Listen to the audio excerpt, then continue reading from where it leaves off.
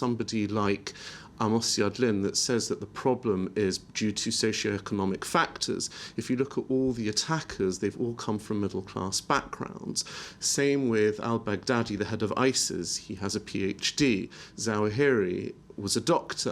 The 9/11 attackers were all upper middle-class backgrounds. So it's quite intellectually lazy or dishonest to attribute this to socioeconomic factors. And Israel does not know how to contend with irrational, ideological, zero-sum game extremism. So now, Barbara, after 3 weeks, bloody weeks of 8 Israeli casualties, 30+ Palestinians killed, we see the world trying to intervene. You and Secretary General comes here, Secretary of State meet with the Prime Minister. What are the chances that would produce anything that would chill the atmosphere?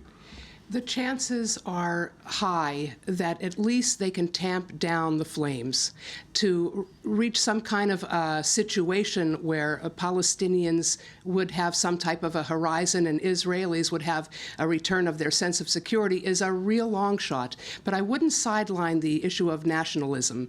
I mean, we all knew what was going to happen when the collapse of the Kerry-led peace talks happened in April.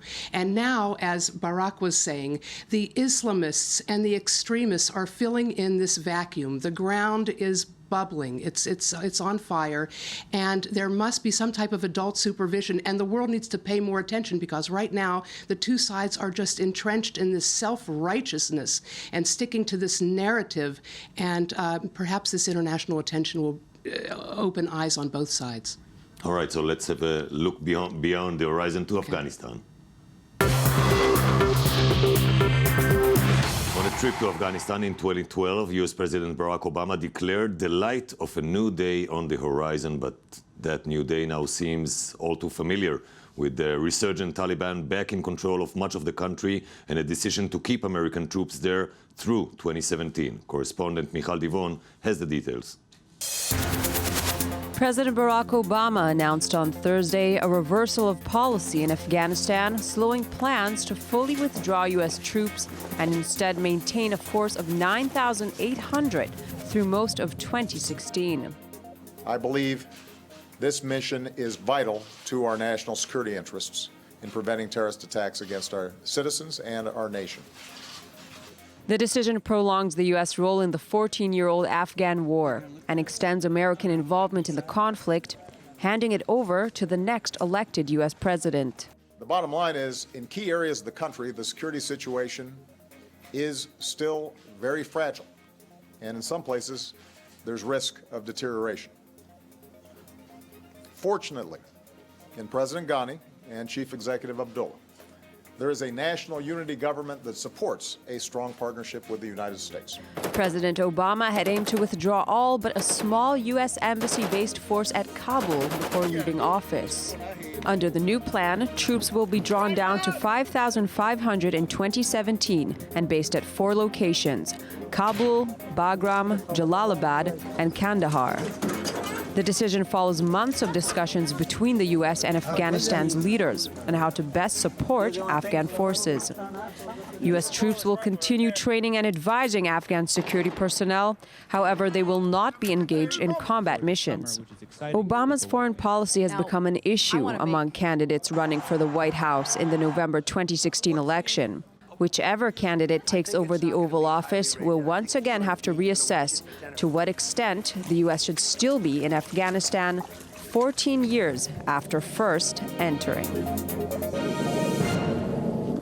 So, Barbara, what are we seeing in Afghanistan? A new U.S. policy or a lack of policy? Well, listen, we have to put this in perspective. And President Obama, when he was running for re-election in 2008, and even prior to that, he made the distinction always between Iraq, which is a war of choice, as he defined it, and Afghanistan, which is a war of necessity. And policy, as you well know, Alon, is a living, breathing, dynamic process, and it needs mid-course corrections occasionally. So I think that this reversal of policy, of not pulling out before the end of his term, of leaving a very minor force of troops, 5,500 troops by the end of 2017. But don't forget that there are tens of thousands of U.S. contractors on the ground in Afghanistan. And so all in all, with the very modest goals of stabilizing the country, preventing further gains of Taliban and al-Qaeda and Islamic forces in Iraq, I think that this could be doable, and it is prudent on the part of the president to respond to the fluidity of events. So this decision, Barack, is just maintaining the bare necessities? The very fact that that Obama is withdrawing down to 5,500 ultimately, that's below half the amount that his military advisors have advised. So despite the fluidity on the ground, that number is not going to be able to serve as a stabilizing force. So on one hand, there's no way that the United States can bring in a huge number of troops in order to develop infrastructure when you have such a deficit in the country. You don't have a defense minister, you don't have chain of command, you have multiple generals coming up with conflicting agendas in a single district.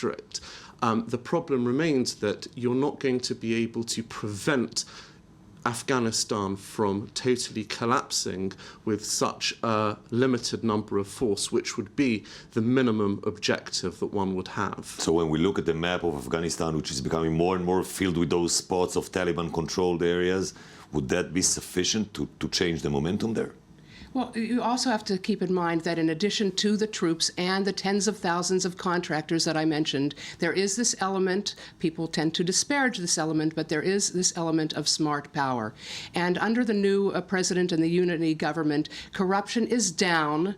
Yes, the radicalism is on the rise, but there is a chance that through this combination of troops, contractors, smart power, that they can keep a control of the mission, which is ultimately just to stabilize. With this reduction of troops, however, what you also see is a vacuum of governance, prompting outside actors such as Iran to sponsor the Taliban, to provide them both logistical and material support to counter ISIS that they identify as a greater threat. There's also regional implications, because when you look at the fact that the Taliban is taking over districts that are bordering Turkmenistan, Azerbaijan, Iran, China, Pakistan, you're seeing outside forces deploying troops to the border in order to prevent, perhaps even to go further into Afghanistan to fill that void. What's breeding a lot of this radicalism has been this incessant air-only campaign, the drone strikes, the air campaign. The attack on the hospital was just the last straw.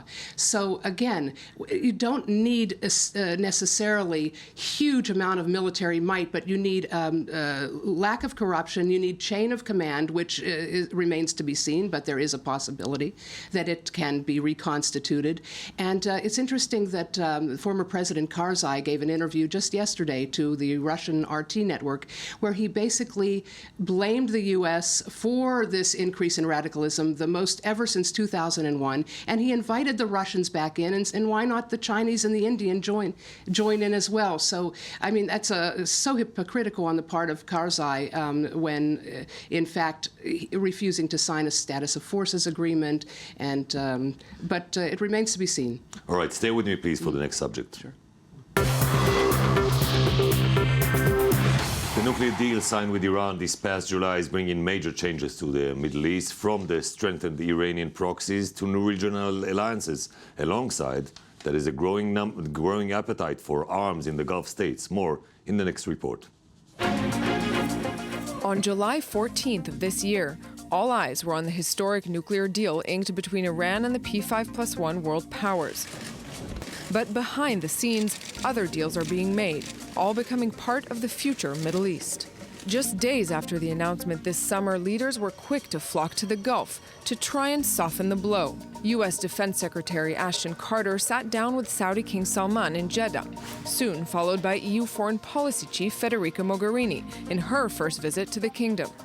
By September, U.S. President Barack Obama hosted the Saudi King in the White House and discussed fast-tracking the provision of certain military equipment to the kingdom, as well as heightened cooperation on counterterrorism and ballistic missile defense. A host of new alliances are also being forged amongst opponents of the deal. A report from the British Sky News this week claimed Israel is in negotiations with several Gulf states over a purchase of its Iron Dome missile defense system. Israel is known to refuse selling high-tech weaponry to countries it doesn't have diplomatic ties with. But amid the international thaw in ties with Iran, a closening between the Jewish state and the Gulf isn't far-fetched.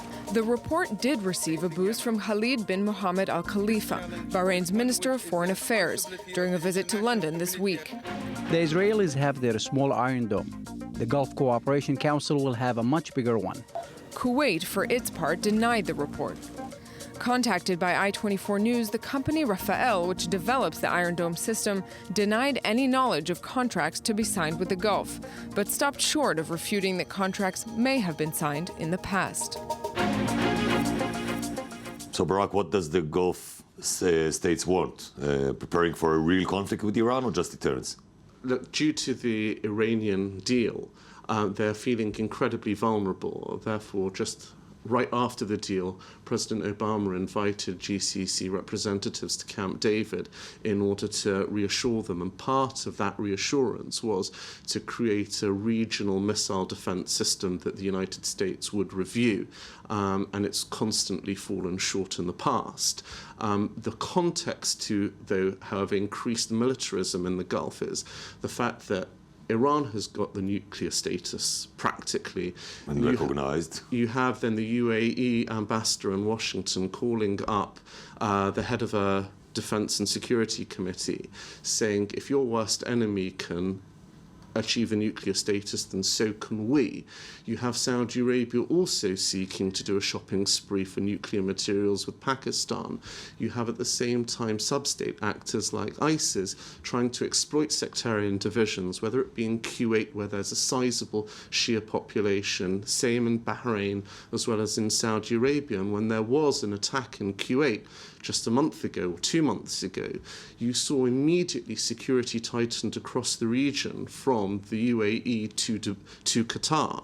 So that tremendous vulnerability, you've also got a number of domestic individuals from these states going to fight alongside ISIS and returning back. So there is naturally going to be an accompanying shopping spree with that. And a report on the interest in the Israeli Iron Dome? The reports are bogus on the Israeli component at the moment.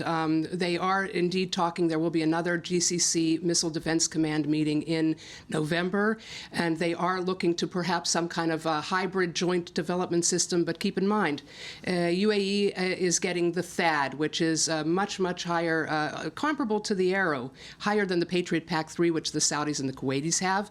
Qatar also wants to get the THAAD, although they haven't signed anything.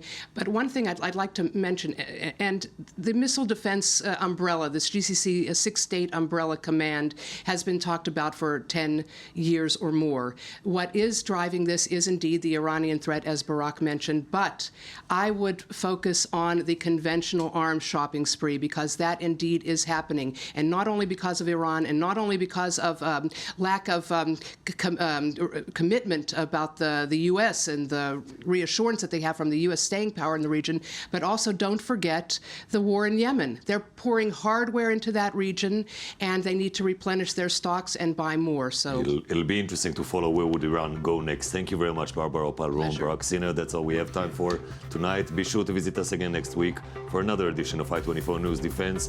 For all the latest headlines, log on to www.i24news.tv. Have a safe night from the Jaffa Port.